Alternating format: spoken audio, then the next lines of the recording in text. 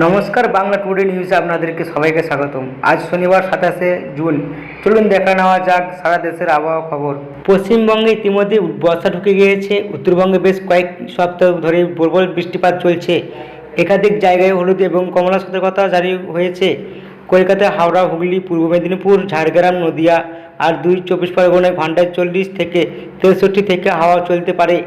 রবিবার থেকে দক্ষিণবঙ্গে বাড়বে বৃষ্টি, উত্তরে ভারী বর্ষণ চলবে বলে জানানো হয়েছে আবহাওয়া দপ্তরের তরফ থেকে।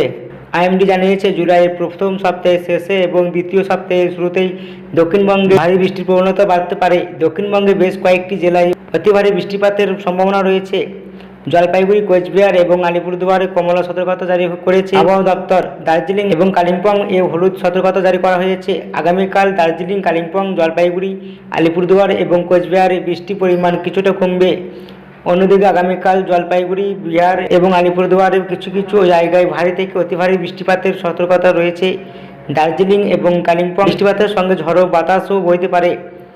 28 জুন জলপাইগুড়ি, কোচবিহার এবং আলিপুরদুয়ার লাল সতর্কতা জারি করা হয়েছে। দার্জিলিং এবং কালিম্পংয়ের কমলা সতর্কতা জারি করা হয়েছে। উত্তরবঙ্গের বাকি একাধিক জেলায় হলুদ সতর্কতা জারি করা হয়েছে। আবহাওয়া বিজ্ঞানীদের মতে উপকূলবর্তী জেলাগুলিতে, গাঙ্গেয় পশ্চিম এবং উত্তরবঙ্গের পাহাড়ি জেলাগুলিতে বৃষ্টির প্রভাব বেশি পড়তে পারে। ভূমিধস এবং নদীর জলস্তর আশঙ্কা উড়িয়ে দেওয়া যাচ্ছে না। 29 জুন দার্জিলিং ও জলপাইগুড়িতে লাল সতর্কতা জারি করা হয়েছে। ভারী থেকে অতি ভারী বৃষ্টিপাত হতে পারে। তো বন্ধুরা, ভিডিওটি যদি ভালো লাগে তাহলে আমার চ্যানেলটি সাবস্ক্রাইব করে পাশে থাকা নোটিফিকেশনটি অন করে আমাদের সঙ্গে থাকবেন।